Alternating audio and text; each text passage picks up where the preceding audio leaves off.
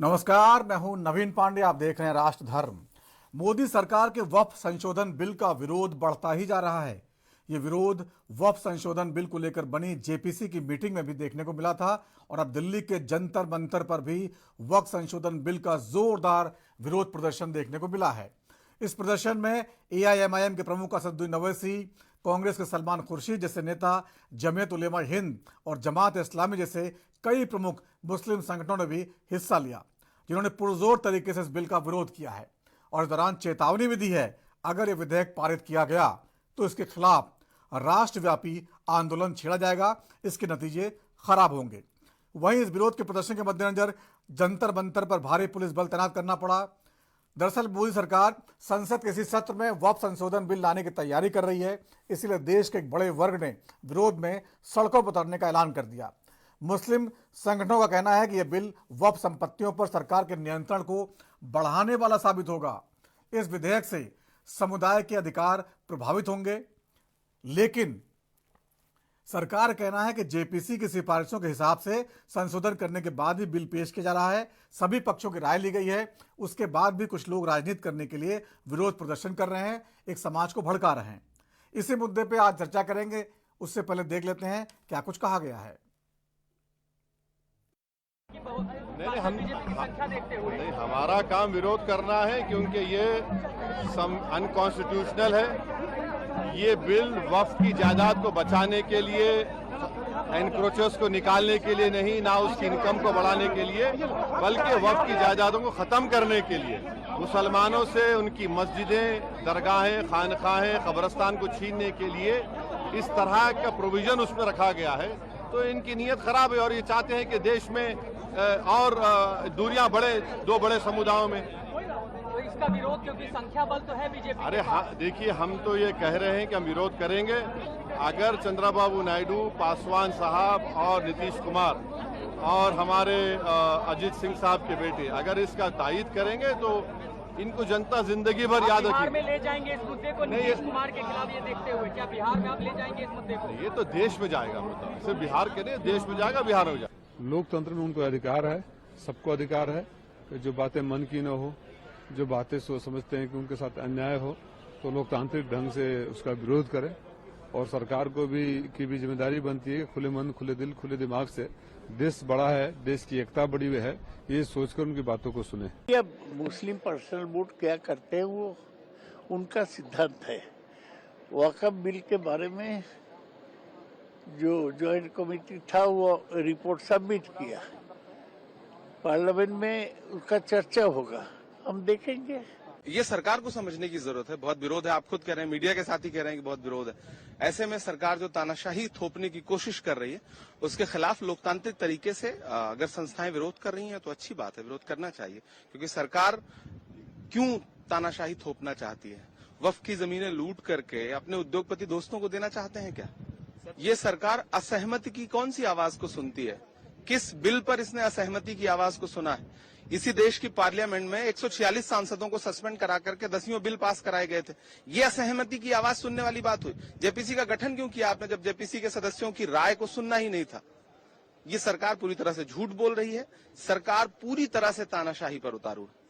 देखिए, सरकार का जो हमने बार बार कहा है कि 1995 का कानून अपने आप में पूरा था, उसमें कोई कमी होती तो आप करते। आपने तो सारा का सारा ही बदल दिया, पूरा छोड़ दिया आपने। सब बर्बाद करने की तैयारी है, पूरा बर्बाद कर देंगे, कुछ छोड़ेंगे नहीं है। ये आधारविहीन लोग हैं, इनको न जनता का समर्थन है न मुस्लिम वर्ग का समर्थन है। मुस्लिम वर्ग भी जानता है कि मोदी जी गरीबों के लिए काम कर रहे हैं। अगर वक्फ बोर्ड का संशोधन होगा तो उसका सबसे ज्यादा जो लाभ मिलेगा वो पसमादा जो गरीब और पिछड़े हुए मुस्लिम वर्ग के लोग हैं उनको मिलेगा। और ये जो तथाकथित उस पर काबिज लोग हैं, जो बिल्डर्स हैं, उनको वक्फ बोर्ड जरूर नहीं पसंद आएगा, लेकिन आम जो मुस्लिम गरीब है उसके लिए ये वरदान साबित होगा। देखिए, मैंने देखा आज दिल्ली के जंतर मंतर पर all India Muslim personal law board के द्वारा प्रदर्शन किया जा रहा है। वक्फ बोर्ड का जो संशोधन का जो विषय आया है वह इस देश के गरीब मुसलमानों के हित में है। उसके लिए जेपीसी ज्वाइंट पार्लियामेंट्री कमेटी बन चुकी है, उसमें विचार विमर्श हो चुका है और उसके विरोध में प्रदर्शन और उसके समर्थन में कांग्रेस सहित, समाजवादी पार्टी सहित एनसीपी सहित तृणमूल कांग्रेस सहित सारे जितने भी तुष्टीकरण की राजनीति करने वाले राजनीतिक दल हैं उनके समर्थन में खड़े हुए, तो इससे उनका मुस्लिम तुष्टीकरण की राजनीति करने का असली चेहरा उजागर हो गया। जिनकी संख्या 80% से अधिक है वो मुसलमानों में गरीब है। अगर उनके हित में कोई वक्फ बोर्ड जो संशोधन बिल आ रहा है उसके लिए कोई प्रयास किया जा रहा है तो यह वैसा ही विरोध है जैसे ट्रिपल तलाक के कारण से मुस्लिम महिलाओं पर अत्याचार होते थे और 3 बार तलाक कह करके उनकी जिंदगी बर्बाद करने का काम होता था। तो यह भी बहुत अच्छा प्रयास है और मैं तो इस प्रयास का स्वागत करता हूं और इस विरोध का कोई औचित्य नहीं है। जो विरोध कर रहे हैं उनको निराशा होगी और जो दल उनका समर्थन कर रहे हैं, जो नेता उनका समर्थन कर रहे हैं, उनको भी समझ में आएगा कि यह देश अब जाग चुका है। सर, सपा राष्ट्र अध्यक्ष अखिलेश यादव कह रहे हैं कि कोई योगी जैसे कपड़े पहन के बिल जो संसद में आया जाने वाला है उसको लेकर राजनीति बहुत गर्म हो गई है। दिल्ली के जंतर मंतर पर जोरदार प्रदर्शन किया गया। इसमें सभी पार्टियों के जो नेता थे, सरकार के पक्ष की तरफ के छोड़ के विपक्ष के जितने भी नेता, सभी पार्टियों के नुमाइंदे शामिल हुए। इसमें कांग्रेस के सांसद भी रहे, इसमें जो है तृणमूल कांग्रेस के भी रहे और समाजवादी पार्टी के भी रहे, बहुत सारे लोग रहे। बड़ा सवाल ये है कि वक्फ बिल संशोधन विधेयक का विरोध आखिरकार हो क्यों रहा है। वक्फ जो बोर्ड है, all India Muslim personal law board ने वक्फ संशोधन विधेयक खिलाफ जो जंतर मंतर प्रदर्शन किया है उसका आरोप है कि सरकार जो है मुस्लिम समाज के हक छीनना चाहती है और उन पर कानून थोपना चाहती है। दरअसल अब वक्फ है क्या? वक्फ जो है एक संस्था है जो जिसका वक्फ का मतलब होता है अल्लाह का। वक्फ मतलब जो अल्लाह की ज़मीन का, जिस ज़मीन में मुसलमानों को किसी तरह मिली, उनका हक की ज़मीन है, उसकी रखवाली करने का काम वक्फ बोर्ड करता है। लेकिन आरोप क्या लगते हैं? वक्फ के पास असीमित शक्तियां हैं। वक्फ जिस ज़मीन को अपनी बता देता है उस ज़मीन को, उसके फैसले को सुप्रीम कोर्ट में भी चुनौती नहीं दी जा सकती। इसी बात को लेकर इसमें संशोधन करने की बात मोदी सरकार कर रही है। उसका कहना है कि उसकी शक्तियों को हम छीन नहीं रहे हैं, उसको संतुलित कर रहे हैं ताकि किसी गरीब इंसान की जो है ज़मीन जो ये छीन लेते हैं उसका नुकसान ना हो, और इसको लेकर राजनीति हो रही है। सबसे बड़ा मसला मुस्लिम वोट बैंक का है। मुस्लिम वोट बैंक के जो दावेदार हैं वो खुलेआम जो है आंख मूंद के समर्थन करना चाहते हैं और बीजेपी कहती है कि 3 तलाक के मुद्दे पर भी इन्होंने ऐसा ही किया था।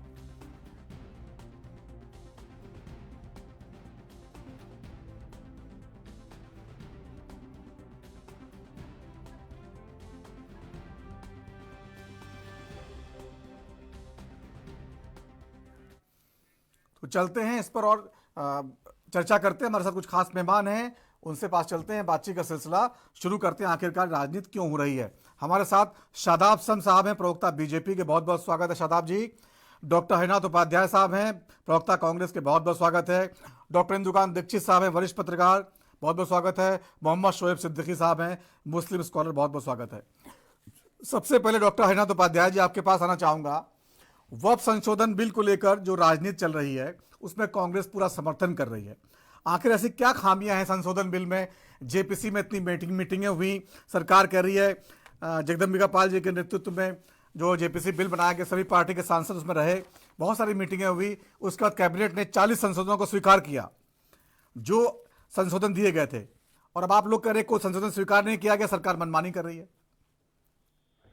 नवीन जी नमस्कार जी। चलिए, होली के समय आपसे मुलाकात नहीं हो पाई, उसकी हार्दिक शुभकामनाएं आपको बहुत बहुत शुभकामनाएं उपाध्याय जी। और दूसरी बात ये, जो आप वक्फ बिल की बात कर रहे हैं जेपीसी की, आप बताइए जेपीसी के सदस्यों से किस तरह से मारपीट हो गई, किस तरह से उनको बाहर कर दिया गया। अब वो कह रहे हैं कि हमारी किसी बात को नहीं माना गया, तो उसको मानिए क्यों कह रहे हैं। और जेपीसी में सरकार के ज्यादा व्यक्ति थे और ये तो किसी का बात नहीं मानते हैं, आप जानते ही हैं। हमने तो किसान बिल का विरोध किया संसद में, लेकिन पास कर दिए। हर बिल अगर नहीं पास करना होगा तो विपक्षी सदस्यों को बाहर कर देंगे। 140, 40, 45, 27 को निलंबित करके इन्होंने कानून बना दिया।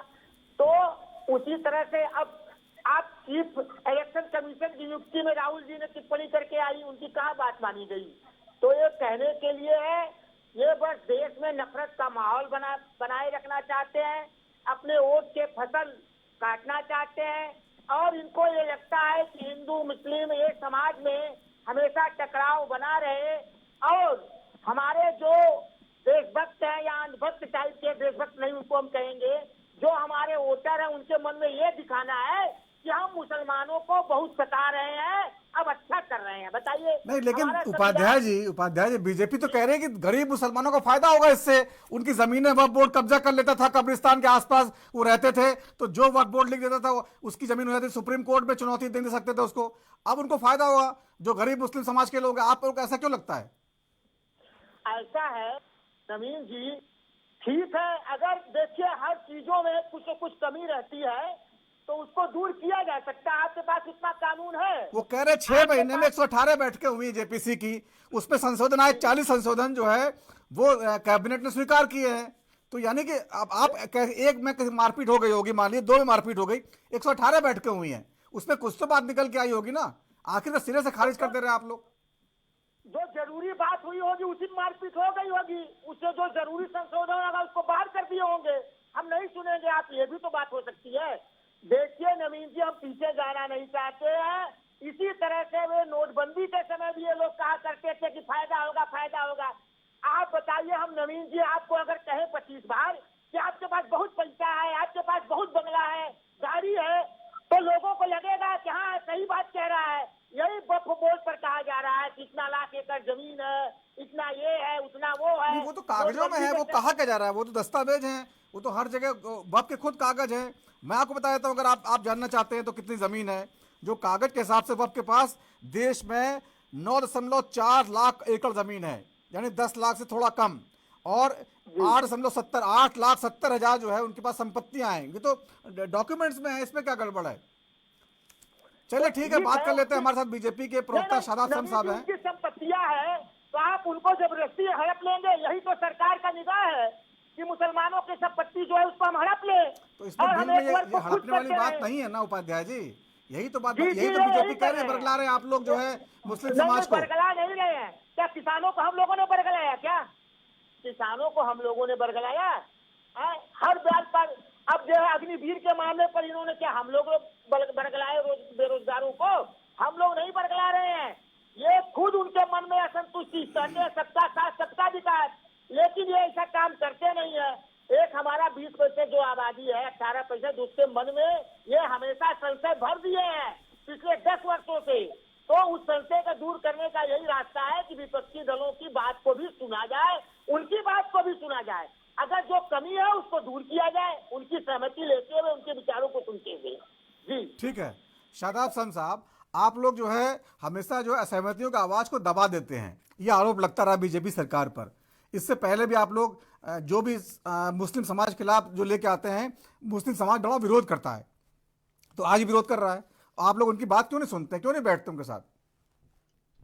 बदकिस्मती है इस देश के कि आज इमरजेंसी लगाने वाली पार्टी के नेता कह रहे हैं कि आप असहमतियों का सम्मान नहीं करते। इससे बड़ा हास्यास्पद क्या हो सकता है बात। बहुत हेलो जी, आवाज आ रही, बोलिए बोलिए बोलिए शादाब साहब, आवाज आ रही है आपकी? कहूँ मुझे लग रहा है पीछे से ट्रबल आ रहा है, कहीं से कोई और नहीं, आप बोलिए बोलिए, आवाज साफ आ रही।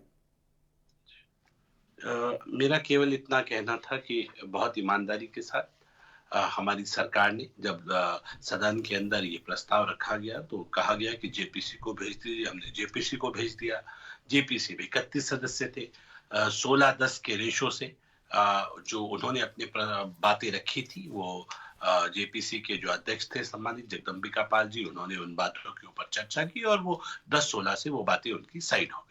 ये इतनी बड़ा लोकतंत्र में एक साफ संदेश दिया गया कि हमने आपकी बातों को सुना, उनको सम्मान दिया। जो असहमतियां हैं वो ऑन राइटिंग आई कि हाँ ये असहमतियां आपकी तरफ से आई। हमने कहा कि एक तरफ 75 साल वर्सेस मोदी कार्यकाल, तो आपको ये देखना पड़ेगा कि 75 सालों में आपने वक्त में क्या किया। आज जो सदके ज़कात खैरात का पैसा गरीबों को मिलना चाहिए था, बेवाओं को मिलना चाहिए था, यतीम बच्चों को मिलना चाहिए था, वो मिला क्या? नहीं मिला। आपने यतीमों के लिए कोई अनाथालय बनाए, शेल्टर होम्स बनाए बुजुर्गों के लिए, कुछ विधवा पेंशन स्टार्ट की, नहीं की। अच्छे अस्पताल बनाए, उन संपत्तियों पे नहीं बनाए। अच्छे स्कूल कॉलेजेस बनाए, नहीं बनाए।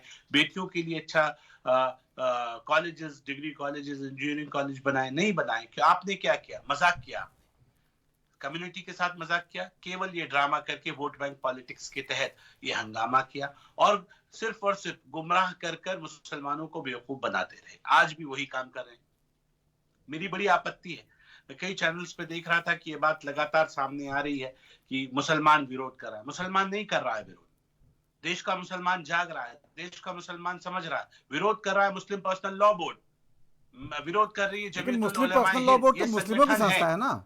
ये कुछ पॉलिटिकल पार्टी हैं, कुछ पॉलिटिकल पार्टियों के सहयोगी पार्टियां हैं, इसके अलावा कुछ नहीं है। आम मुसलमान को वो तमाशाई बना हुआ है, वो तो थक चुका है इनके झगड़ों में देखते देखते कि कोई ये बता दे कि नाम गरीबों का हो रहा है। शादाब शम्स साहब, ये बताइए आम मुसलमानों को, गरीब मुसलमानों को कैसे फायदा होगा इस संशोधन बिल से?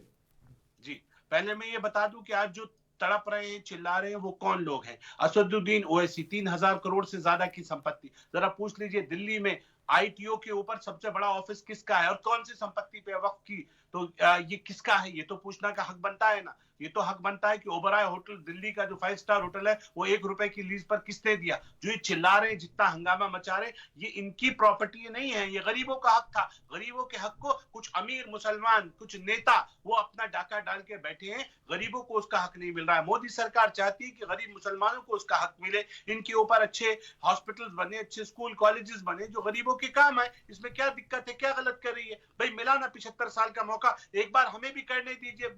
मोदी सरकार के, मोदी भारतीय जनता पार्टी के नेताओं को काम करने दीजिए, हमारी सरकारों को काम करने दीजिए। अगर अच्छा नहीं किया तो तुलना कर लीजिएगा कि सही किया कि नहीं किया। कल कभी मौका मिला, वैसे तो ऐसा भविष्य दिखाई नहीं दे रहा, लेकिन कभी मौका मिला तो आपकी सरकार आएगी, बदल दीजिएगा कानून को दोबारा। लेकिन ये क्या हुआ? शाहीन बाग बना देंगे, खून से लाल कर देंगे। क्या बदतमीजी है? क्या अराजकता फैलाना चाहते हो? इसका मतलब कहीं ऐसा तो नहीं है कि आप देश को जलाना चाहते हो? अब तमाम पार्टियों को ऐसा लगने लगा है कि मोदी जी को हटाने का अब कोई रास्ता नहीं बचा तो देश जलाओ। देश जलेगा तो शायद इस अराजकता में सरकारें अस्थिर हो जाएंगी, दुनिया की निगाह इधर खिंच जाएगी और आप पीट के कहेंगे कि यहाँ माइनॉरिटीज के ऊपर जुल्म हो रहा है, इसलिए यहाँ बाहर के देश इंटरवीन करें। यही प्लानिंग हो सकती है, इसके अलावा क्या होगा?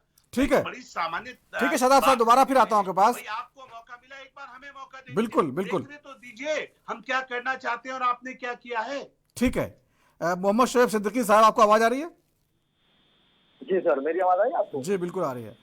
सिद्दीकी साहब, आप मुस्लिम स्कॉलर हैं, मुस्लिम समाज की आवाज़ के तौर पर हम आपको यहाँ पर प्रस्तुत कर रहे हैं कि ये बार बार बीजेपी सरकार जो है कह रही है, देखिए ये जो बिल है इसमें जो गलतियाँ थी वो हम निकाल रहे हैं, निकाल के लाए हैं। जेपीसी की बैठक की है और जेपीसी की बहुत सारी बैठकें, 118 बैठकें 6 महीने में हुई हैं, उसमें 40 संशोधन कैबिनेट ने स्वीकार भी किए हैं।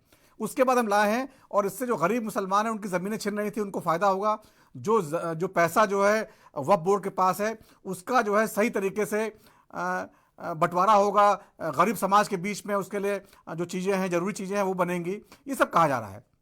अब दूसरी तरफ जो मुस्लिम समाज, जो all India Muslim personal law board है उसके नुमाइंदे हैं और जो विपक्ष के लोग हैं वो कह रहे हैं कि देखिए सरकार जो है मुसलमानों को दबा रही है, उनकी आवाज़ नहीं सुन रही है, अपने बहुमत के दम पर जो है उनके खिलाफ कानून पारित कर रही है। तो आपको क्या लगता है कि मुस्लिम समाज की आवाज़ क्या है इसमें? देखिए नवीन भाई, ऐसा है किसी भी मुल्क की हुकूमत को यह प्यार नहीं है कि किसी के मजहबी मामले में मुदाखलत करे, चाहे वो कोई भी मजहब हो। आप देखिए जो वक्फ बोर्ड की बात है, एक शिया वक्फ बोर्ड है, एक सुन्नी वक्फ बोर्ड होता है। तो हमारे बाप दादाओं ने जो जमीनें दी थी वो इसलिए दी थी कि आने वाले वक्तों में गरीबों में तकसीम किया जाए, कोई जरूरतमंद हो उसको दिया जाए, कॉलेजेस बनाए जाए, अस्पताल बनाए जाए, उसके दी गई थी। तो उसमें मैं समझता हूँ दूसरे मजहब की मुदाखलत करना बेहतर नहीं है। जगदेगा पाल ने मीटिंग भी करी, कई मीटिंगें जेसीपी को उसको सौंपा भी गया, लेकिन अगर आप सब ये देख लें इस तरह के जो मामले आते हैं, अगर आप देखें कि कोई भी मामला अगर आता है तो मुसलमान को टारगेट किया जाता है। अभी हाल में ही देखिए इसके वक्फ बोर्ड के पैरेलल में कई मेरे हिंदू भाइयों ने जोर दिया, कई महंतों ने भी जोर दिया कि सनातन बोर्ड बनना चाहिए। उस पर मैंने भी कई चैनलों पे बात कही कि हिंदुस्तान का कोई भी एक मुसलमान बताइए जो सनातन बोर्ड के खिलाफ हो, हम आपके साथ हैं। तो सनातन बोर्ड के चूंकि आपस में ही उनके इख्तलाफ थे तो सनातन बोर्ड मंदिराम पर नहीं आ पाया। देखिए शोएब साहब, यहाँ सनातन बोर्ड जो बना के बात कर रहे हैं वो भी उससे फायदा उठाना चाहते हैं। मैं ये कह रहा हूँ, देखिए होता क्या है सर, मैं वक्फ बोर्ड पे आ रहा हूँ। मैंने ये बताया कि हिंदू भाइयों का जब सनातन बोर्ड की बात चल रही थी तो हर मुसलमान ने लगभग कहा था बिल्कुल बनना चाहिए, मैं आपके साथ हूँ। मैं दोनों बातें क्लियर करता चलूं। आप देखिए वक्फ बोर्ड का जो मामला है, जो जंतर मंतर पे धरना चल रहा है, उसमें संशोधन जो कर दिया गया है, तो आप बताइए संशोधन से क्या होगा? सिर्फ एक टारगेट पे मुसलमानों की जो जमीनें हैं उसको टारगेट पे लिया जा रहा है, और सस्ती शोहरत पाने की जिस तरह मंजराम पर आकर लोग इस तरह बातें कर रहे हैं कि मुसलमान के गरीबों को नहीं दिया गया। आप बताइए सर, इस दौर में जहाँ नफ्सा नफ्सी का आलम है, औलाद अपने माँ बाप का नहीं है, शागिद अपने उस्ताद का नहीं है, इस तरह के मामला चल रहे हैं, उस पर आप बता रहे हमदर्दी वाली बात है ऐसी। जी अच्छा शोएब साहब, 2-3 मेरे पास ये इसके जो वक्फ बोर्ड को अधिकार मिले हुए हैं, इसकी तफसील है। मेरी बात आने दीजिएगा, मैं निवेदन करूंगा। हाँ। दूर से बैठा जी सदा साहब, आता हूँ। किशोर साहब ने बहुत अच्छी बात की कि ये हमारे आबा व अजदाद ने संपत्तियां दी थी औकाफ में, बिल्कुल ठीक है, और इसलिए दी थी कि ये गरीब मुसलमानों के काम है। मेरा सवाल है, क्या काम आई? आप मुझे उन बड़े स्कूल कॉलेजेस के नाम बता दीजिए जो आपके माशरे में आपके यहाँ बने हो। मुझे उन बड़े हॉस्पिटल्स के नाम बता दीजिए, उन अच्छे लॉ कॉलेज, उन यूनिवर्सिटीज के नाम बता दीजिए जो बेटियों के लिए बनी हो। अगर बनी हो तो मुझे बता दीजिए, मोटी मोटी तो मुझे आप बता ही सकते होंगे ना। देखिए आपने इसका मतलब सवाल उठाया, समझ गया मैं। इसका मतलब आपको नहीं मालूम, इसका मतलब नहीं बनी, इसका मतलब ईमानदारी फिर भाई आप सवाल फिर आप जिसके लिए वाकिफ ने वक्त किया, बदल गए। शादाब साहब सुन लीजिए क्या कह रहे हैं। शादाब साहब सुन लीजिए, सुनिए, बोलिए शोएब साहब। सवाल शादाब साहब आपने सवाल किया, मैंने खैर मकदम किया, अब आप सवाल भी कर रहे हैं, जवाब भी दे रहे हैं, बोलिए शोएब साहब। दाखिल करने दे रहे हैं। मैं ये कह रहा हूँ शादाब साहब, आपने बिल्कुल सही बात कही। देखिए होता क्या, आंखों से काजल वही चुराता जो आंखों में बसा हो। जब अपने ऐप छुपाने तो दूसरे ऐप तलाशो। आपने बिल्कुल सही बात कही। वक्फ की जमीनों पे जिस तरह के काम होना चाहिए था वो इस दौर में नहीं हो पा रहे, इसमें कोई दो राय नहीं। बिल्कुल आपने सही बात कही, जो गरीबों को बंटना चाहिए था नहीं है। कई कई बिल्डिंगें, हवेलियां किराए पे चल रही हैं, जिसमें बड़े बड़े रसूखदार लोग जो है किराया खा रहे हैं, वक्फ वो काम नहीं हो रहा। बिल्कुल सही आपने भाई। लखनऊ शहर में भी जमीनें पड़ी हुई हैं जिसमें मैं बगैर नाम ये कहूंगा कि उसमें बिल्डर कब्जा करे हुए, इसमें कोई तो राय नहीं। बिल्कुल आप सही कह रहे हैं। देखिए मैं भी सच्चा ही इंसान हूँ, चाहे वो अदालत जंग का मैदान, मैंने सच का सामना किया। आपने फाइन करा, मैंने जज किया, मैंने उसमें काटी बात नहीं कि आप गलत बोल रहे हैं। बिल्कुल सही आपने कहा कि वक्फ के लिए जो जमीन दी गई थी उनकी रूहें जो है तड़प रही होंगी कि उस देश पर उतना काम नहीं हो रहा है। रसूखदार लोग जो है उस पर बिल्डिंगें बना रहे हैं, उस पर किराया खा रहे हैं, वगैरह वगैरह, मैरिज हॉल बनाए हुए, इसमें कोई दो राय नहीं है। इसीलिए गवर्नमेंट को एक मौका मिला, हमने गवर्नमेंट को एक मौका दिया, गवर्नमेंट ने मुदाखलत कर दी उसमें। अब हम कमजोरी कर रहे हैं। अब आगे सुन तो लीजिए, हम ये बात मुकम्मल हो जाए। देखिए बात मुकम्मल, शदाब भाई, अरे अब आने दीजिए मैंने ना, सच्चाई करता है। हम ये कह रहे हैं शोएब साहब, इतना हमारी बात को समझिए। सर मैं आपके सवाल का उत्तर दे रहा था, मैंने आपसे बीच में पूछा, इसलिए मेरी बात सुन लीजिएगा। मैंने कहा कि अगर उस वाकिफ के वक्फ देने के सही इस्तेमाल नहीं हो रहा तो सरकार को इंटरवीन करना चाहिए कि नहीं करना चाहिए। अगर एक व्यक्ति अपनी बीवी को बिना किसी गलती के 3 तलाक दे रहा है तो सरकार को इंटरफेयर करना चाहिए कि नहीं करना चाहिए। जब तक मामला जब 3 तलाक की बात आई थी, 3 तलाक की बात आई थी तो पूरे समाज ने मदद किया था। ऐसे नहीं होगा, सुनना पड़ेगा ना आपको। जब मामला 4 दीवारी के बाहर निकल जाता है, यानी कि आप घर में मामलों को सही नहीं करा पा रहे हैं, आपके लोग भी परेशान हैं, आवाम भी परेशान है, बेटियां भी परेशान है, बराबर किसी को ईमानदारी से हक नहीं मिल पा रहे, तो सरकार को इंटरवीन करना पड़ता है। वही सरकार ने किया। पहले जब मजहब के अंदर 3 तलाक जैसी ठीक है शादाब साहब, इसमें आएंगे आपके पास, हमारे यहाँ सबके सुन लेते हैं हमारे साथ करना पड़ेगा। शादाब साहब बिल्कुल आपकी बात आ गई, आपकी बात आ गई। नवीन भाई, शादाब भाई ने बात की तो मुकम्मल कर दी। नवीन भाई, शादाब भाई ने सवाल देखिए एक एक बोलेंगे, सबकी बात आएगी। बहुत 1 घंटे का समय हमारे पास, ये तो मैं मुकम्मल कर दूं। बिल्कुल नवीन भाई इन्होंने सवाल किया तो मैं मुकम्मल कर दूं। बिल्कुल सही कह रहे हैं आप। जब नहीं दिया जाएगा तो जाहिर सी बात उसमें मंजराम पर आके कोई बात होगी। लेकिन सर ये भी देखिए कि किसी के मजहब को आप जो है फौरन संशोधन नहीं कर सकते। अगर मजहब में कोई निर्देश आपको लग रहा है तो अमेंडमेंट देखिए अब जो सुन्नी वक्फ बोर्ड है या शिया वक्फ बोर्ड है, जो वक्फ बोर्ड का मामला है, ये मुसलमानों पर है, ये आप भी जान रहे हैं, मैं भी जान रहा हूँ, और हर राज्य में वक्फ बोर्ड है। आप वक्त का ईमानदारी से पालन नहीं कर रहे, आपको शरीयत सिखाने का काम हम कर रहे हैं। अरे मैं ये बात कह रहा नहीं, फिर आप सुन लिए, आप बोलते तो मैं सुन लेता हूँ, अगर मैं बोलता तो आप बात काट देते हैं। विपक्ष के अरे भाई जब नेताओं की बात है, मैंने ये बात देखिए गरीबों के लिए वक्त, गरीबों को कुछ नहीं मिल रहा, चंद अमीर लोग उस पर डाका डाले बैठे हैं और ईमानदारी दिखा रहे हैं। शादाब साहब की बात आ गई है, ठीक है। शोएब साहब हमारे साथ डॉक्टर इंदुकान दीक्षित साहब भी हैं, वरिष्ठ पत्रकार हैं। इस मामले में दीक्षित साहब, जो राजनीति हो रही है, एक जो है वोट बैंक को जो है को सिंपैथी लेने के लिए विपक्ष की सारी पार्टियां उतर गई हैं। आपको लगता है कि जो सरकार ने वाकई कोई गड़बड़ कर दी, गलती कर दी है, या बेवजह की राजनीति हो रही है इसमें? जी नमस्कार नवीन जी, मेरी आवाज आ रही है? बिल्कुल। देखिए, मैं अभी सुन रहा था सबसे पहले श्री हरिनाथ उपाध्याय जी को, और उसके बाद भाजपा के प्रवक्ता शम्स साहब को भी हमने सुना। शम्स साहब बात हमें बड़ी अच्छी लगी कि उन्होंने एक एक पॉइंट वाइज से जब सवाल किए कि वास्तविकता बताइए कि जमीन पे वक्फ बोर्ड ने पिछले 75 सालों में आजादी के बाद कम से कम बता दीजिए कि क्या क्या अच्छे काम किए हैं, नेकी के काम किए, गरीब मुसलमानों के लिए काम किए, क्या क्या काम किए। और बड़ी अच्छी बात है कि बड़ी ईमानदारी से सिद्दीकी साहब ने स्वीकार भी कर लिया कि ऐसे काम नहीं हुए। और मैं आपको एक दो उदाहरण दूं। एक उदाहरण तो आपने स्वयं दिया नवीन भाई अपने प्रोग्राम में कि किस तरह से 1 रुपए के लीज पे दिल्ली में ओबेरॉय होटल बना हुआ है वक्फ की जमीन पे। वहां कितने गरीबों को, कितने यतीमों को शरण मिलती है दिन प्रतिदिन, लाखों रुपए, करोड़ों रुपए में। थोड़ी सी भी अगर शर्म आती जो लोग वक्फ के नाम पे राजनीति करते हैं, तो आज इस तरह के ढकियानुसी बातें करके बेसिर पैर का विरोध नहीं करते। दूसरा मैं एक उदाहरण देना चाहूंगा, जो सिद्दीकी साहब को और हरिनाथ जी तो मुंबई से आते हैं, उनको पता होगा कि एंटीलिया कहाँ बना हुआ है। अंबानी जी का इतना बड़ा भव्य भवन जिससे हेलीकॉप्टर उतरता है, लगभग 4,500 स्क्वायर फीट की जमीन, क्या था वहां पे सिद्दीकी साहब? एक यतीम खाना हुआ करता था। वहां अंबानी जी को जमीन देने में कहीं कोई विवाद नहीं हुआ। किसी वक्त के आदमी ने आकर के, किसी कांग्रेस के नेता ने आके नहीं कहा कि इस यतीम खाने को एक इंडस्ट्रियलिस्ट को कैसे दिया जाता है। आज उसी अंबानी अडानी के नाम पे कांग्रेस कितनी राजनीति करती है, लेकिन जब वक्फ की जमीन दी जा रही थी और उसने प्राइम लोकेशन में मुंबई में, तो सबको साफ सुन गया था। ये बताता है कि हमारा कैसा दोहरा रवैया और चरित्र है। एक और उदाहरण देना चाहता हूँ। कुछ दिन पहले अभी औरंगजेब के नाम पर इस देश में कितनी राजनीति और कितनी बहस हो रही थी। कांग्रेस के नेता जगह जगह कूद कूद करके समाजवादी पार्टी के अबू आदमी को समर्थन दे रहे थे, कई तरह से परोक्ष रूप से। लेकिन उन्होंने कभी अपने इतिहास को, अपने नेताओं के लिखित ग्रंथों को भी नहीं पढ़ना उचित समझा। वो औरंगजेब को ही कहीं न कहीं जस्टिफाई कर रहे थे कि हाँ उनके नाम पे चीजें हैं।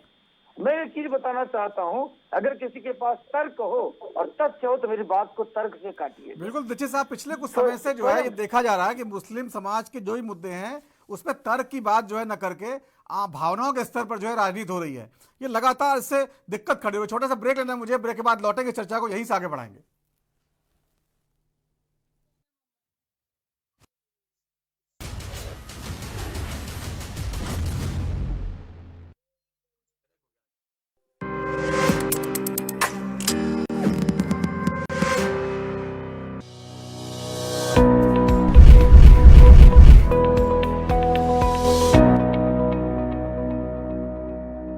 प्रधानमंत्री नरेंद्र मोदी जी के मार्गदर्शन और मुख्यमंत्री पुष्कर सिंह धामी के संकल्प से प्रदेश सरकार ने समान नागरिक संहिता लागू कर विकसित उत्तराखंड के लिए सशक्त नारी का वादा किया पूरा।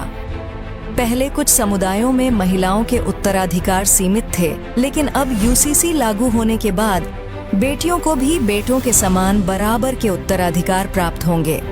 अब महिलाओं को संपत्ति, पैतृक संपत्ति और वित्तीय अधिकारों पर पूर्ण नियंत्रण मिलेगा, जिससे महिलाएं आर्थिक रूप से सशक्त होंगी। इस तरह यूसीसी के जरिए देश में पहली बार नारी शक्ति को पूरा न्याय मिलने की राह खुल गई है। इससे महिलाएं सामाजिक एवं आर्थिक रूप से सशक्त होकर समाज में अपना योगदान दे पाएंगी। समान नागरिक संहिता, समानता द्वारा समरसता। उत्तर प्रदेश की राजधानी लखनऊ से मैं जितेंद्र सिंह। हिमाचल की राजधानी शिमला से ANB न्यूज के लिए मैं टीना ठाकुर। छत्तीसगढ़ की राजधानी रायपुर से मैं अखिलेश तिवारी राजपुर। देवभूमि उत्तराखंड से मैं अमित चौधरी। राजनांदगांव, वाराणसी, चंबा, भूतपूर्व, गुरुग्राम, फरीदाबाद, लुधियाना, हरिद्वार, रुड़की, सीतापुर, गौतम बुद्ध नगर, अमेठी, फिरोजाबाद, चित्रकूट, हमीरपुर, कानपुर नगर से ANB न्यूज के लिए मैं सत्यम गोस्वामी। सबसे बड़ा नेटवर्क ANB न्यूज।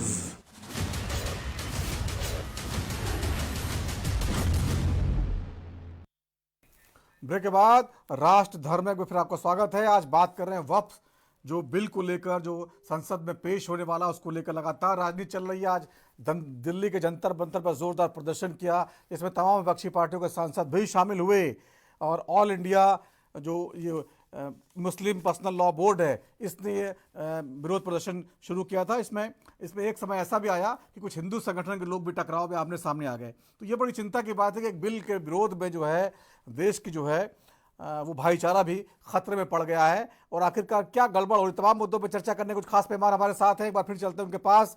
हमारे साथ शादाब शम्स साहब है, प्रवक्ता बीजेपी के, डॉक्टर हरिनाथ उपाध्याय जी हैं, प्रवक्ता कांग्रेस के, डॉक्टर इंदुकान दीक्षित साहब है, वरिष्ठ पत्रकार, मोहम्मद शोएब सिद्दीकी साहब हैं, मुस्लिम विद्वान। डॉक्टर इंदुकान दीक्षित जी, आपकी बात पूरी नहीं हो पाई थी, लेकिन मेरा सवाल सीधा है। इंटेंशन पे आपने सवाल खड़े कर दिए, लेकिन मेरा सवाल ये है, सरकार को जब पता था, बीजेपी को जब पता है कि उसके हर कदम का खास तौर से अगर मुस्लिम समाज को लेकर दिया गया है तो उस पर शक जाहिर किया जाता है, तो उसको नहीं चाहिए था कि जेपीसी की बैठक तो कानूनी दांवपेच हो गए, आम लोगों के बीच में जाके उसका प्रचार करती और उनको बताती कि देखिए आपके साथ गलत हो रहा है, और उसके बाद भरोसा जीतने के बाद ये संशोधन बिल पेश करती। तो कहीं ना कहीं वो भी नहीं चाहते कि टकराव हो और वोटों का फायदा उनको भी हो। दोनों तरफ से किया जा रहा है। देखिए नवीन जी, मैं पहली एक बात अपनी कंप्लीट कर लूं जो औरंगजेब की चर्चा में कर रहा था, ये बताने के लिए कि किस तरह से दोहरा चरित्र, दोहरा व्यवहार है समाज में। आपकी बात पे आता हूं। डिस्कवरी ऑफ इंडिया पंडित जवाहरलाल नेहरू ने लिखी थी और उसमें उन्होंने चैप्टर 6 में पेज नंबर 271 पे लिखा है कि औरंगजेब एक धर्मांध व्यक्ति था जिसने तमाम मंदिरों को तोड़ा इस देश में। और पढ़ लीजिए इस पेज पे, अगर नहीं लिखा हो उन्होंने तो आप बताइए कि मैं गलत हूं। जब एक धर्मांध व्यक्ति था औरंगजेब, और Pandit Jawaharlal Nehru discovery of India तो एक हिस्ट्री की पुस्तक के तौर पे स्वीकार किया जाता है, और कांग्रेस इसको अस्वीकार तो नहीं करेंगे। ये किताब उन्होंने सोच समझ के बिना पढ़े लिखे लिख दिया, और धर्मांध था और तमाम मंदिरों को तोड़ा।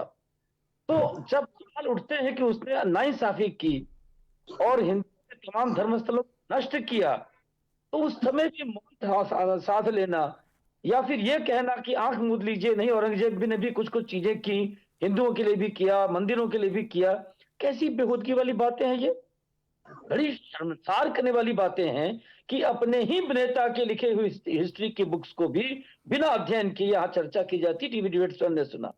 अब आपने जो सवाल पूछा, देखिए एक बड़ा एग्जाम्पल है नवीन जी, ट्रिपल तलाक से ज्यादा घृणास्पद समाज में, किसी भी समाज में, चाहे वो हिंदू समाज हो, मुस्लिम समाज हो, कोई काम हो सकता है और उसमें पूरे देश में, समाज में, दुनिया में नहीं है, लेकिन उसमें एक आम राय बनाने की कितनी कोशिशें हुई, उस पर समाज की राय जब नहीं बदल पाए, और आप जानते हैं ऐसा कैसे होता। आप में इस दुनिया, अफगानिस्तान जैसे देश में 60-70 में बुर्का पहनने का विरोध महिलाएं करती थी, सड़कों पर आंदोलन हुए।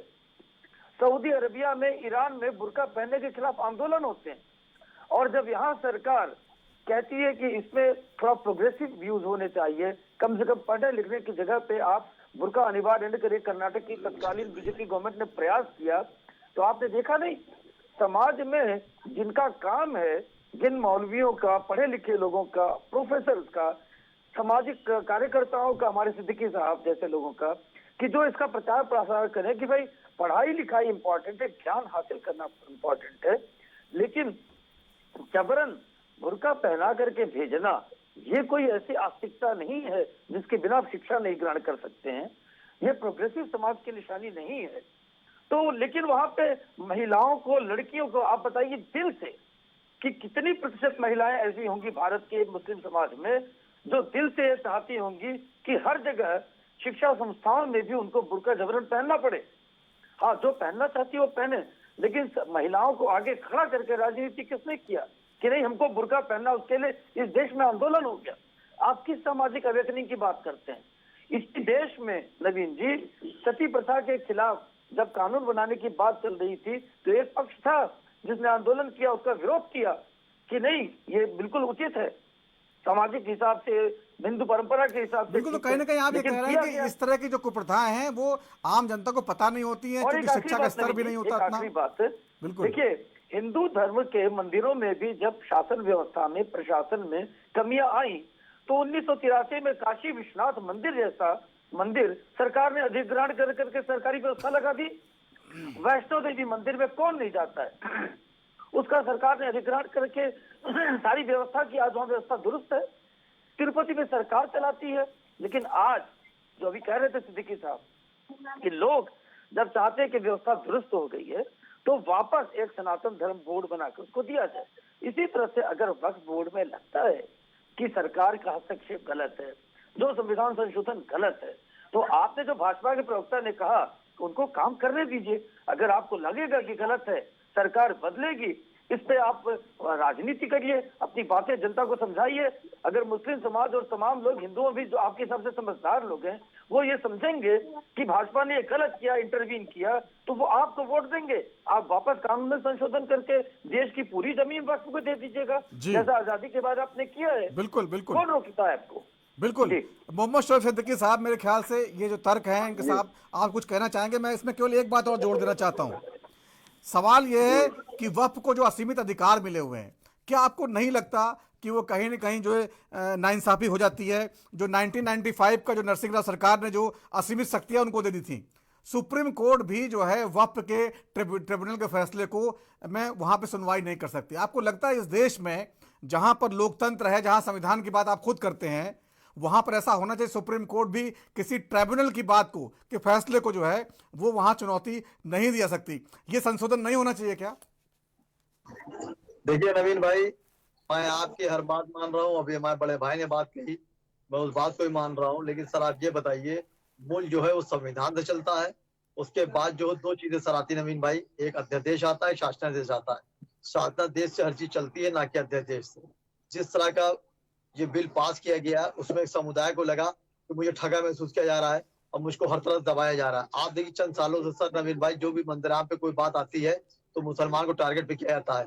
एक समुदाय को लगा, यहाँ पे चाहिए ये था कि आम जनदम जाते थे। आपने बहुत अच्छी बात कही, मैंने कई डिबेटों में, सुबह कई डिबेटों में बात कही कि इसमें प्रधानमंत्री को हस्तक्षेप करके आम आवाम में जाना चाहिए था, मुसलमान गरीबों बस्तियों में जाना चाहिए था और पूछना चाहिए था कि वक्फ बोर्ड क्या होता है, आपको मालूम? जब वो कहते मैं नहीं मालूम, तो बताते आपके जो पुराने लोग दे गए हैं जमीन जायदाद आप लोग के लिए, क्या आपके लिए स्कूल बने, या आपकी बेटी शादी हुई तो पैसा आपको मिला, या जिस जमीन पर रह रही है वक्फ जमीन है, किसकी जमीन है? तो कम से कम आम जनता का, जिस तरह इलेक्शन में आप लोग जो वोटिंग पड़ जाती है उसके बाद आप दिखाते हैं कि भाजपा आगे जा रही, कांग्रेस आगे जा रही है, और वो रिजल्ट तकरीबन सही साबित होता है। तो मैं समझता हूँ इस तरह के आम आवाम में जाना चाहिए था और पता करना चाहिए था। और इसमें भी कोई दो राय नहीं सर, मैंने हमेशा ही बात कही, और मैं भी, आपका नेशनल चैनल है, मैंने हमेशा वो बात कोशिश करी बोलने के लिए कि जिसका पैगाम अच्छा जाए। ये हकीकत है, वक्फ बोर्ड जो हमारे बाप दादा सब दे गए थे गरीबों के लिए, संस्था के लिए दे गए थे, मगर उस तरह की वो चीजें नहीं आ पाई, ना किसी गरीब को हक मिला, ना बड़े बिल्डर बिल्डिंग बना के उस पर रह रहे हैं। ये दो राय, इसमें कोई अलग बात नहीं। अब इसमें संशोधन में सर एक चीज ये देखिए, जिस तरह लोग कह रहे हैं कि इसमें गैर मुस्लिम की मुदाखलत होगी, मतलब उसमें इन्वॉल्वमेंट होगी, तो आप बताइए कि जो गैर मुस्लिम के बड़े बड़े संस्थान हैं उसमें क्या मुस्लिम को आप जगह दे रहे हैं? नहीं दे रहे हैं। तो उस तरह की बात सर मंदिराम पे जब आती है तो एक समुदाय को लगता है कि मुझको टारगेट किया जा रहा है। तो गवर्नमेंट को चाहिए, चाहे वो सेंट्रल की हुकूमत हो चाहे स्टेट की हुकूमत हो, वहाँ के मुख्यमंत्री और प्रधानमंत्री को मंदिराम पर आकर ये बात कहनी पड़ेगी कि ऐसा कुछ नहीं है। मैं आपके भले के लिए एक बात कह रहा हूँ, मैं आम आवाम में जाऊंगा, आम आवाम से पूछूंगा कि जो वक्फ बोर्ड में जिससे जमीनें जायदाद वगैरह दी गई थी उसमें आपको फायदा मिल रहा कहीं बोल रहा है, उसमें वोटिंग पड़ जाएगी। तो मैं समझता हूँ ये बहुत बेहतर होगा, क्योंकि जिससे हालात आप देखिए जंतर मंतर में चल रहा था, जंतर मंतर सर देखिए पर्सनल बोर्ड ने क्या किया, 13 तारीख को सर उसकी मीटिंग थी, लेकिन उन्होंने देखा कि 14 को होली है और मेरे हिंदू भाइयों को दिक्कत का सामना न करना पड़े, तो उन्होंने उस जो है धरने को मुलतवी कर दिया और 17 तारीख यानी आज उन्होंने रखा कि मेरे हिंदू भाई को परेशानी ना हो। तो ये गंदा गंदी तहजीब है सर नवीन भाई। और नवीन भाई देखिए, हमेशा जो नफरत का जो जवाब होता है वो सिर्फ मोहब्बत होता है।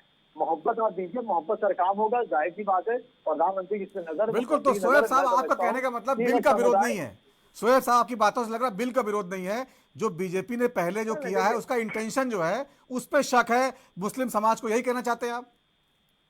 देखिए नवीन भाई, देखिए आप तो एक पॉइंट वाली बात पकड़ लीजिए, विरोध नहीं है। क्यों नहीं विरोध है?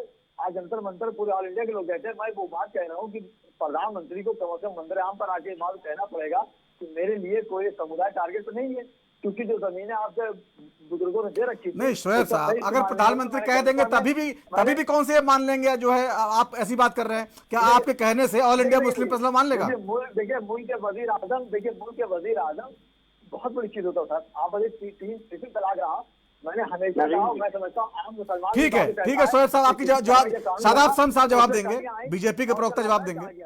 ठीक है शादाब साहब बोलिए।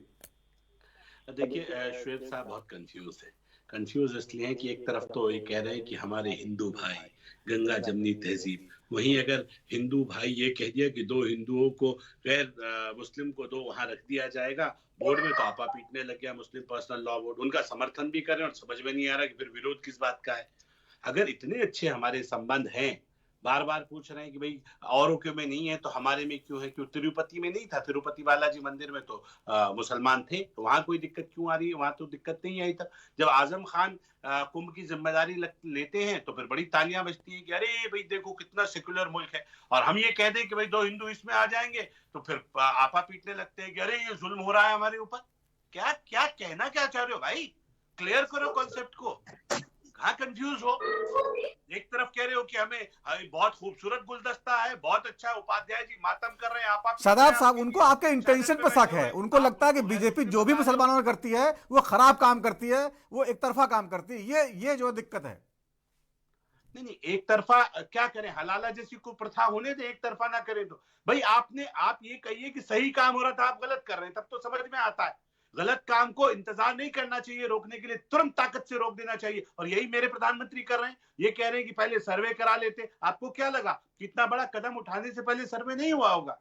वहाँ तमाम मुसलमान, हम भी मुसलमान हैं, हमें भी कौम की चिंता है। कोई असदुद्दीन ओवैसी और मदनी साहब ही ठेकेदार नहीं है इस कौम के। हमारी भी जिम्मेदारी, हमें भी लगता है हमारी कम्युनिटी पिछड़ गई है, उसे मुख्य धारा में जोड़ना है। और इसीलिए तमाम मुसलमान जो राष्ट्रवादी विचारधारा से ओतप्रोत है, उन्होंने मोदी जी से आग्रह किया कि इसमें अमेंडमेंट होना चाहिए। कोई मोदी जी को सपने थोड़ी आ रहे थे, मुसलमानों के कहने वाली बात पे अमेंडमेंट हुआ है, और इसलिए अमेंडमेंट हो रहा है कि चीजों को बेहतर किया जाए। मैं कह तो रहा हूँ 75 साल आपको मिले, कुछ वक्त भारतीय जनता पार्टी की सरकारों को करने दीजिए, अच्छा नहीं होगा तो बदल दीजिएगा। ये आपा पीटना, शाहीन बाग बना देंगे, खून से नदियां बह जाएंगी, क्या है ये? अराजकता फैला रहे हैं, देश में डरा रहे हैं। एक तरफ गंगा जमनी तहजीब की बात करते हैं, 2 मिनट में अराजक हो जाते हैं। ये चीजें अच्छी नहीं है। पूरी की पूरा विपक्ष कंफ्यूज्ड है, पूरा का पूरा विपक्ष की समझ में नहीं आ रहा कि कैसे विरोध करें। जिस बात पे विरोध करते हैं उसका सिर और पैर दोनों नहीं है, केवल विरोध करने के लिए विरोध कर रहे हैं। खुद मानते हैं मुसलमान कि वक्त के हालात बदतर हैं, तो भाई इसे सही कैसे किया जाए? तो आज मोदी जी सही करने की कोशिश कर रहे हैं, हमारी सरकारें कोशिश कर रही है कि गरीबों का हक गरीब मुसलमानों को मिले। अब आपको पेट में दर्द हो रहा है कि नहीं जी ये ऐसे क्यों हो रहा है? भाई किससे पूछे? आप कहते हैं बहुत अच्छा एक्ट है। अब एक बात बताइए, ये गरीबों के लिए एक्ट था? अमीर बैठे हैं सारे के सारे, 3000 करोड़ की संपत्ति असदुद्दीन ओवैसी साहब के पास, बताइए कि क्या क्या करें? इसलिए आपा पीटा जा रहा है। अभी आपके और मेरे पास होती तो शायद हमारी भी जबान से आवाज ना निकलती कि यार मैंने तो खुद 2000 बीघे पे कब्जा किया हुआ, कैसे बोलूं? तो ये दिक्कतें हैं, इन दिक्कतों को समझना पड़ेगा। गरीब के हक की बात करनी है तो हक बात पे आना पड़ेगा, और इसलिए मोदी सरकार ईमानदारी से चाहती है कि ईमानदारी से गरीबों का विकास हो, क्योंकि ये गरीब मुसलमान भारतीय है, और अगर भारत माता का एक अंग कमजोर रह जाएगा तो हम विश्व गुरु नहीं बन पाएंगे। इसको भी साथ जोड़ना है। इसके पास एक एसेट है जो इसके आबा और अजदाद। शादाब साहब, आप ये बातें तो कह रहे हैं, लेकिन जब हिंदू राष्ट्र की बात करती है बीजेपी, मजबूती से खड़ी हो, हमारी नियत से खोट नहीं है, और अगर खोट होता तो 5 लाख रुपए का मुफ्त इलाज बिना धर्म और जाति देखे मोदी सरकार न देती। अगर खोट होता तो 80 करोड़ लोगों को बिना धर्म और जाति देखे, केवल ये देखा है गरीब है, मुफ्त अनाज न देती। शादाब साहब आपकी बात सही है, मान ली, चाहे वो आपकी बात मान ली, आवास योजना हो, चाहे तमाम जितनी योजनाएं, ये सारी बातें बहुत बार हो चुकी शादाब साहब। लेकिन जब हिंदू राष्ट्र का नारा लगता है, जब जो है बहुत सारे बाबा बिहार पहुंच जाते हैं चुनाव जिताने के लिए, तब ये बातें कहां चली जाती हैं कि तभी तो मुस्लिम समाज को भी शक होता है ना। ये बात बीजेपी क्यों नहीं समझती है?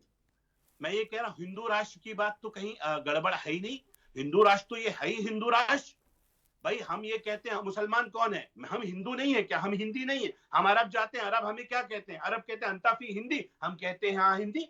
हिंदी है, हम वतन है, हिंदुस्तान हमारा, कहीं मात्रा इधर लगा दो, एक इधर उल्टी मात्रा लगा दी ऊ की। हिंदी और हिंदू में कोई फर्क नहीं है। सनातन धर्म वाले अपने आप को हिंदू सनातनी कहते हैं, मैं अपने आप को हिंदू मुसलमान कहता हूँ, कोई अपने आप को हिंदू सिख कहता है, कोई अपने आप को हिंदू क्रिश्चियन मानता है। हिंदू मुसलमान किसी को कहते हैं, आप कह रहे हैं ये बात अच्छी है, हिंदियों का है, तो ये तो कोई बात ही नहीं हुई, ये तो कोई आपकी भावना की बात है इसमें। ठीक है, कांग्रेस के प्रवक्ता भी सुन लेते हैं उनको भी। डॉक्टर हरनाथ उपाध्याय जी, देखिए बहुत सारी बातें हो गई, सबसे आखिरी में आपके पास पहुंचाऊं, सब समझ गए होंगे आप, बिल में बहुत सारी गड़बड़ियां हैं और नरसिंह राव जी ने जो है वोट बैंक की पॉलिटिक्स के लिए 1995 में एक तरफा जो है जाके तमाम ऐसे अधिकार दे दिए जो आखिरकार उसी समाज के लिए, मुस्लिम समाज के लिए भी जो आज फायदेमंद साबित नहीं हो रहे हैं।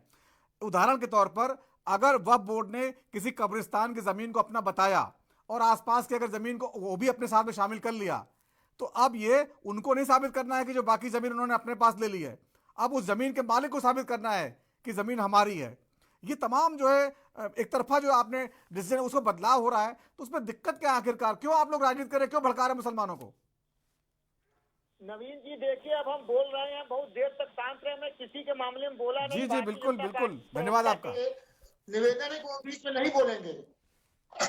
पहली बात तो ये रहे थे कि 75 साल हमने शासन किया, कुछ दिन हमको दे दीजिए। आप तो 10 साल में देश पर 4 गुना कर्ज बढ़ा दिया। आपने 10 साल में बेरोजगारी के स्तर को 45 साल बिल पे बात करें ना, फिर आप वहां पहुंच जा रहे हैं, इस बिल पे बात करिए ना। आपने 10 साल में मुद्रा का जो है मूल्य इतना गिरा दिया कि 87 रुपए तक पहुंचा दिया $1 में। आपको दे दिया जाए तो पूरे वक्फ बोर्ड की जमीन अडानी और अपने मित्रों को सौंप देंगे।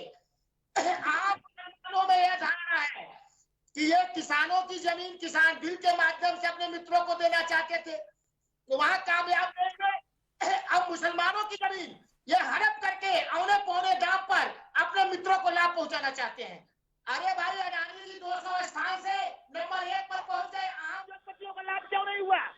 आम उद्योगपति कहाँ चले गए? सबका विकास सबका साथ चाहते हैं, यही इनकी बात है। देश की आजादी का विरोध भी इनके पूर्वजों ने किया। ऐसे ही प्रकार के लोग आज मुस्लिम वक्फ बोल के मुस्लिम समाज के लोग समर्थन कर रहे हैं इनकी चापलूसी में। ये इस तरह से संशोधन नहीं होता है लोकतंत्र में। औरंगजेब की बात करते हैं, औरंगजेब के समय संविधान से शासन नहीं चलता था, तानाशाही शासन था। क्या आप औरंगजेब के काल में लेना चाहते हैं देश को? अब संविधान से देश चलता है, लोगों के लोकमत से देश चलता है। आप भाई बात करते हैं मतदाता, आप 20% के खिलाफ 80% की बात करते हैं, तो आप तो हमेशा चुनाव जीतेंगे और यही जीत रहे हैं। आप मतदाता कहाँ पहुँच रहे हैं? मुझे लगता है अगर मैं बोलने लगा तो दिक्कत। उपाध्याय जी, बिल पे बात हो रही है। उपाध्याय जी, बिल पे बात करिए ना, आप बिल पे बात करिए। आप तो इधर तक जा रहे हैं, बाकी बातें हो जाएंगी। आज तो आज महत्वपूर्ण मुद्दा है। ये जो कहा है वक्फ बोर्ड में 2 सदस्य गैर मुस्लिम रखे जाएंगे, इस पे आपको आपत्ति है? आप भी गैर मुस्लिम हैं। आजम खान की बात, आजम खान मंत्री थे, मंत्री के रूप में कुंभ आयोजन किए, फिर चले गए। अब आजम खान पे पहुंच गए, उत्तर नहीं है इनके पास। कहाँ कांग्रेस का हाल ही बहुत बुरा हो गया है, क्या कहे कांग्रेस? ऐसा है नवीन जी, आपको याद हो गया उत्तर प्रदेश में नजूल भूमि की भी ऐसे ही बात थी। नजूल भूमि पर इनको बैकफुट पर आना पड़ा। उसमें क्यों नहीं सुधार कर दिए? क्योंकि बहुसंख्यकों से जुड़ा हुआ था।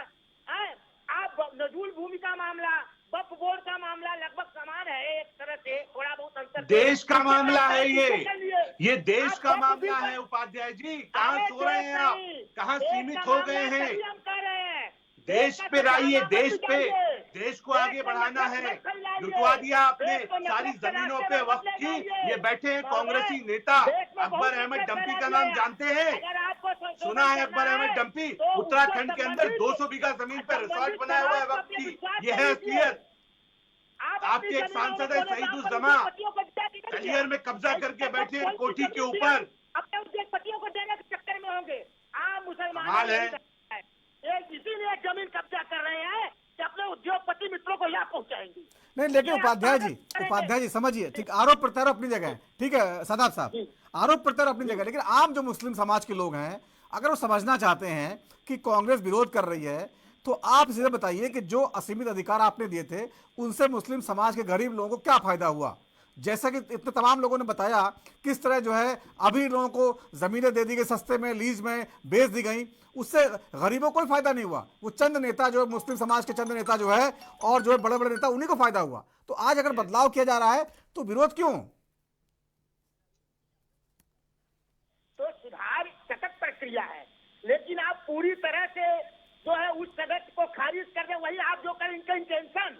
लेकिन इंटेंशन पे सवाल उठा रहे हैं ना आप इंटेंशन पे बार बार सवाल उठा रहे हैं, तथ्यों से भाग रहे हैं। अगर 3 तलाक में उन्होंने अगर अच्छा काम किया था तो इसमें भी अच्छा काम करेंगे, अगर नहीं कर पाए तो आप बदल देना अपने सरकार में। अरे नवीन जी, जिस समुदाय को वो घुसपैठिया कहते हैं प्रधानमंत्री जी, कपड़े से पहचानने की बात करते हैं, उस समाज के हित की बात ये कैसे सोच सकते हैं? ये इनकी 80% तो घुसपैठियों को क्या कहें, घुसपैठिया ना कहें क्या? म्यांमार से आए हुए लोगों को क्या कहें, बांग्लादेश से आए हुए लोगों को क्या कहें? हम धर्मशाला है क्या? हम धर्मशाला है क्या? सच बोलने का दम रखिए उपाध्याय जी। कांग्रेस का हाल इसीलिए बद से बदतर हो गया कि सच बोलना छोड़ दिया कांग्रेस ने। हम कितने भी अच्छे मुसलमान हो जाएं, अरब हमें अरबी थोड़ी मान लेंगे। अरब हमें अरबी नहीं मानेंगे, वो कहेंगे जाओ अपने हिंदुस्तान वापस। उपाध्याय जी, सच का सामना कीजिए, भागिए मत सच से। आपके अंदर सच का सामना करने का दम ठीक है। देखिए ये लड़ाई चलती रहेगी उपाध्याय जी, बीजेपी और कांग्रेस की लड़ाई चलती रहेगी, हमें मुद्दा समझना है। ठीक है उपाध्याय जी, आपकी बात आ गई है, आपके पास कोई तर्क नहीं है। झूठ में चलते रहेंगे, झूठ में जीते रहेंगे। अरे इतना मत गिरिए। अब आप भड़काने लगे उनको। अब आप जो है अब नाम पे आ गए आप उपाध्याय जी, आप भी जो समझिए वो पार्टी के प्रवक्ता अपनी पार्टी की बात कर रहे हैं, आप उनके नाम के हिसाब से क्यों बोल रहे हैं? ठीक है इंदुकान दीक्षित साहब, देखिए सीधी सी बात है, कांग्रेस को भड़काना है, अपनी सरकार अपना वोट बैंक बढ़ाना है। बीजेपी जो कह रही है वो भी पूरी तरह सच नहीं है, सवाल उसके इंटेंशन का, लोगों को भरोसा नहीं है बीजेपी उनके लिए अच्छा कर सकती है, ये भरोसा जितना बड़ा मुश्किल है। देखिए नवीन जी, बात आपने बिल्कुल दुरुस्त कही, लेकिन मैं ऐसा मानता हूं कि इसी तरह की राजनीति जम्मू कश्मीर में, ठीक कहा शम्स साहब ने, लोग कहते थे खून की नदियां बन जाएगी, तिरंगा नहीं को उठाने वाला मिलेगा, 370 हट जाएगा। एक छोटा सा उदाहरण है कि 370 को वापस कराएंगे, कांग्रेस ने कहा था, उनके नेतृत्व वाली सरकार वहां चुन ली गई इंडिया की। 370 वापस बाद उन्होंने विधानसभा के चुनाव घोषणा पत्र तक में नहीं किया। मैं आपको खाली इतनी बात बता दूं कि ए.के. एंटनी कमेटी ने कहा था 2014 में चुनाव हारने के बाद कि कांग्रेस को आइडेंटिफाई किया जा रहा है देश में कि ये सिर्फ मुसलमानों की बात करने वाली पार्टी बनकर रह गई है, देश की बात कहाँ होगी? देश की बात आप नहीं करेंगे तो ऐसी स्थितियां बनेगी देश में। अभी भागलपुर उपाध्याय जी एक सुन लीजिए, अभी भागलपुर में प्रधानमंत्री की रैली थी, उस रैली में एक क्रॉस सेक्शन पूरे समाज के कम से कम 7 से 8 लाख लोग शामिल हुए। क्या बात करते हैं, कौन सा दिवा स्वप्न आप लोग देख रहे हैं? बिल्कुल ठीक कह रहे हैं शम्स साहब कि जमीन की बात करिए उपाध्याय साहब। आजादी के बाद इस मुल्क का निर्माण हिंदू मुसलमान के नाम पे डिवीजन हुआ था, और उसके बाद आखिरकार आपने इस देश को आक्रांताओं के नाम पे रहने कैसे दिया? किसकी जिम्मेदारी थी? बाबर के नाम पे, हुमायूं के नाम पे, औरंगजेब जिसको स्वयं पंडित नेहरू कहते थे कि वो धर्मांध था, देश और समाज के खिलाफ काम करने वाला था, और आज उसके नाम पे राजनीति होती है। शब्द के नाम पे एक शायर किया जाता है तो राजनीति होती है। वक्फ में सुधार की जरूरत आप भी बता रहे हैं, ठीक कह रहे हैं शम्स साहब, अगर सुधार की जरूरत थी, इस सरकार ने अपनी समझदारी से जेपीसी के माध्यम से उसको सुधार की सुझाव दिए, उसको पास किया।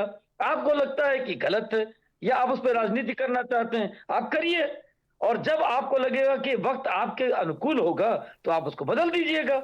इस तरह से खून की नदियां बहाने की बात बिल्कुल नाजायज और देश और समाज और लोकतंत्र के बिल्कुल खिलाफ है।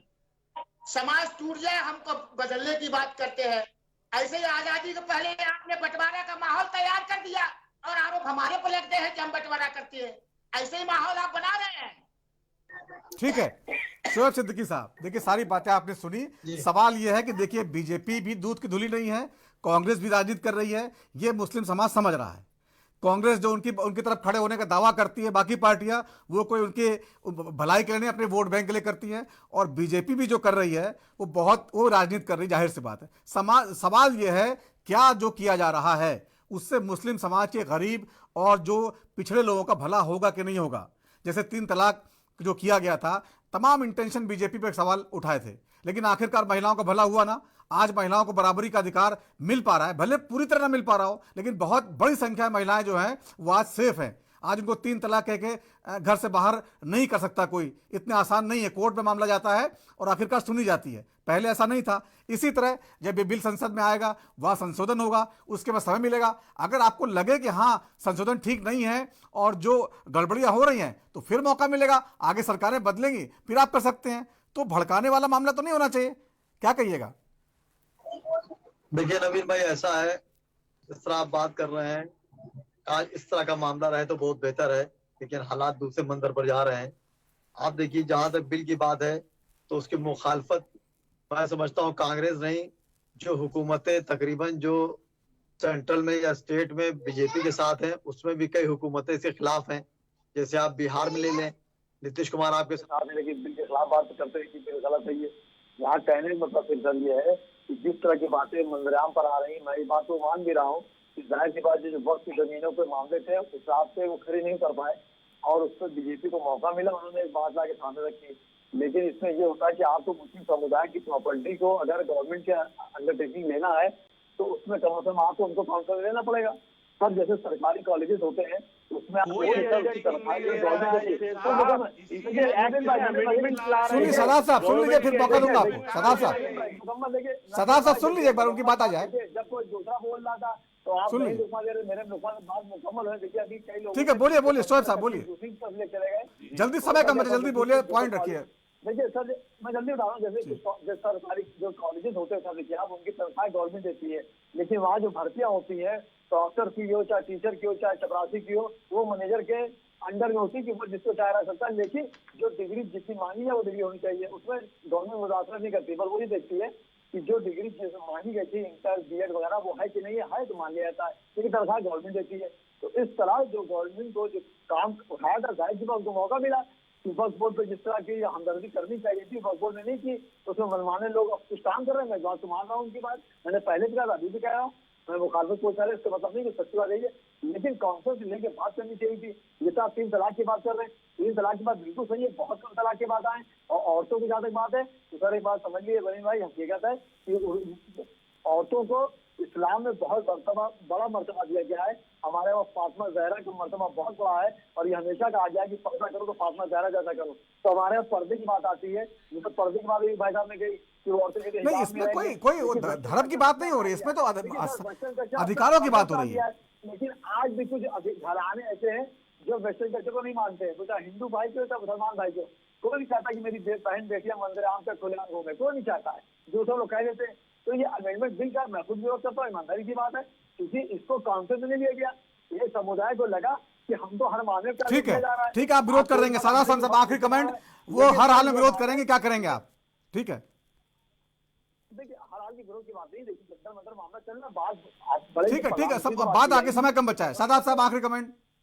जी देखिए नवीन भाई, आज आपकी इस डिबेट में बिल्कुल चीजें साफ हो गई और यही असली चेहरा है इस समाज का, इस देश का।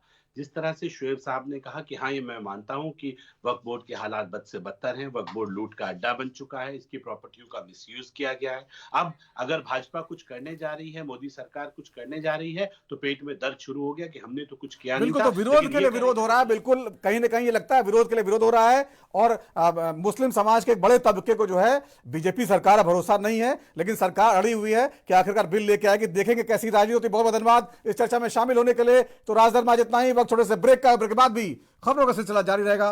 नमस्कार।